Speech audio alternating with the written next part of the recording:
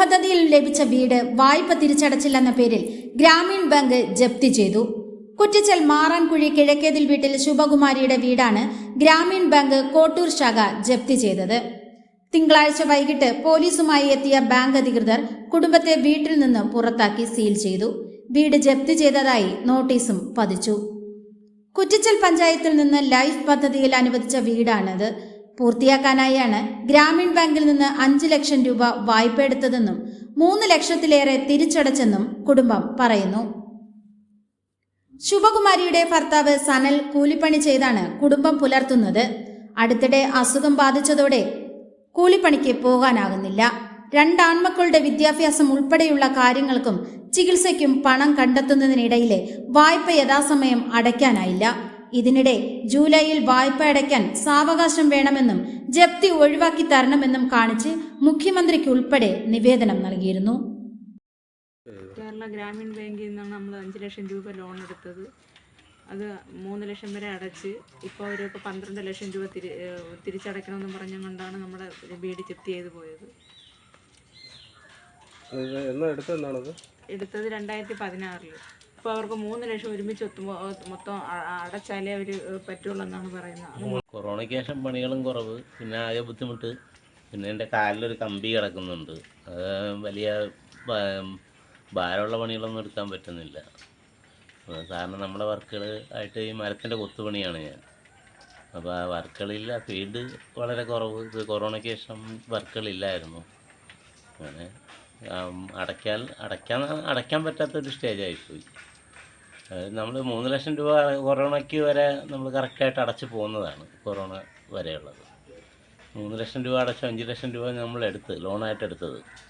ഇപ്പോൾ അവർ പറയുന്നത് ഇപ്പം 12 ലക്ഷം രൂപ അവർക്ക് അടയ്ക്കണമെന്നാണ് അവർ പറയുന്നത്.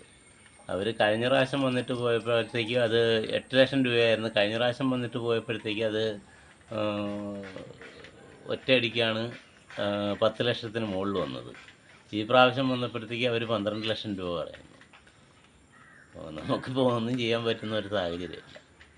നമ്മളിവിടെ വന്നപ്പം സനലൻ്റെ വീട്ടിൻ്റെ ദയനീയ അവസ്ഥ നമ്മൾ ഓരോരുത്തരും കണ്ടതാണ്. ഇവിടെ വന്നപ്പോഴത്തേക്ക് സനലെണ്ണം പുറത്തിരിക്കുകയാണ് സനലിൻ്റെ കുടുംബത്തോടൊപ്പം. ഇവിടെ വന്നപ്പോഴത്തേക്ക് നാട്ടുകാർ വളരെയധികം സപ്പോർട്ടാണ് അണ്ണന് വേണ്ടി. അതുപോലെ തന്നെ ഞാൻ വാർഡ് മെമ്പറെ കാര്യങ്ങൾ അറിയിച്ചപ്പോൾ ഒരു മടിയും കൂടാതെ വാർഡ് മെമ്പർ ഓടി എല്ലാ തിരക്കുകളും മാറ്റി വെച്ചിട്ട് ഈ സമയം ഓടി വാർഡ് മെമ്പർ ഇവിടെ വരികയും കൂടാതെ തന്നെ വാർഡ് മെമ്പർ നമുക്കൊപ്പം ഈ വീട്ടിലോട്ട് സനലിൻ്റെ വീട്ടിലോട്ട് കയറാൻ വേണ്ടി എല്ലാവിധ സഹായവും ചെയ്തതാണ്. നമുക്കറിയാൻ പറ്റും ഒരു വീട് ജപ്തി ചെയ്യുമ്പോഴുള്ള എന്തെല്ലാം നടപടികളുണ്ടെന്ന് നമുക്ക് എല്ലാവർക്കും അറിയാൻ പറ്റും. അതിൻ്റെ ഒരു നടപടിക്രമങ്ങളും ഈ ബാങ്കുകാർ പാലിച്ചിട്ടില്ല. വൈദ്യുതി കട്ട് ചെയ്ത് അവർ സ്വന്തം ഇഷ്ടപ്രകാരം കൊണ്ടുപോയിട്ടുണ്ട്. ഇലക്ട്രിസിറ്റിയിൽ വിളിച്ചിരുന്നു, നിങ്ങൾക്കിങ്ങനെ വൈദ്യുതി കട്ട് ചെയ്യാനുള്ള അവകാശം ഉണ്ടെന്ന് ചോദിച്ചു. അപ്പോൾ അവർ ഇലക്ട്രിസിറ്റിക്കാരും അത് അറിഞ്ഞിട്ടില്ല. അപ്പോൾ ഇലക്ട്രിസിറ്റിയിൽ വിളിച്ചപ്പോൾ അവർ ഉടൻ തന്നെ ഇവിടെ വന്ന് ഇവർക്ക് കറണ്ട് കൊടുക്കാനുള്ള സജ്ജീകരണം ചെയ്യാമെന്ന് പറഞ്ഞിട്ടുണ്ട്. മനുഷ്യത്വപരമായി നാട്ടുകാരും അതുപോലെ തന്നെ മെമ്പറും ഉൾപ്പെടെ സൺലൈറ്റിൻ്റെ കുടുംബത്തോടൊപ്പം നിന്നു. അപ്പം ഇനിയിപ്പോൾ ഇതിൽ എത്ര കേസ് വന്നാലും നമുക്കൊരു നാട്ടുകാരെന്ന നിലയിൽ നമുക്ക് യാതൊരുവിധ കുഴപ്പമില്ല. കേസ് നിയമപരമായി തന്നെ നമ്മൾ നേരിടും. സനലണ്ണ ഇന്ന് വളരെയധികം സന്തോഷത്തോടെ തന്നെ അന്തി ഉറങ്ങാൻ സാധിക്കട്ടെ എന്ന് മാത്രം പറയും. ലോണിന്റെ കാലാവധി ഇതുവരെയും തീർന്നിട്ടില്ല. 20 വർഷം വരെയാണ് അതിൻ്റെ ലോണിന്റെ കാലാവധി. ജപ്തി നടന്ന്, പക്ഷേ ലൈറ്റും വെള്ളവും കൂടി ഓഫ് ചെയ്ത് കൊണ്ടുപോകുന്നത് പറയുന്നത് ഒരു മാനുഷിക പരിഗണന ഇല്ലാതെ ചെയ്തത് വളരെയധികം ദുഃഖമാണ്.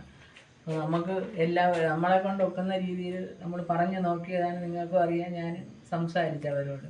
പക്ഷെ അവർ വല്ല വൈരാഗ്യവും ഉണ്ടോ എന്നുള്ളതാണ് ഇപ്പോൾ ഇതിൽ നിന്ന് ഞാൻ സംശയിക്കുന്ന കാര്യം. കാരണം എന്ന് വെച്ചാൽ ഫ്യൂസ് ഊരിക്കൊണ്ട് പോയി കുടിവെള്ളവും കൂടെ കട്ട് ചെയ്തെന്നാണ് ഇപ്പം പറയുന്നത്. അപ്പോൾ അത് തിരിച്ചു കൊണ്ടുവരാൻ വേണ്ടി എന്താണ് നമുക്ക് ചെയ്യേണ്ടതെന്ന് വെച്ചാൽ അത് ചെയ്യാം. ഇലക്ട്രിസിറ്റി ബോർഡിൽ ഞാനിപ്പം വിളിച്ച് അറിഞ്ഞിട്ടില്ല എന്നാണ് എന്നോടും പറഞ്ഞത്. അപ്പോൾ ഈ അറിഞ്ഞിട്ടില്ല എന്നതുകൊണ്ട് അതിനെക്കുറിച്ച് അന്വേഷിച്ചിട്ട് എന്നെ തിരിച്ച് വിളിക്കാമെന്നാണ് പറഞ്ഞിരിക്കുന്നത്. ഹലോ, പറയണം സാറേ, എന്തായി?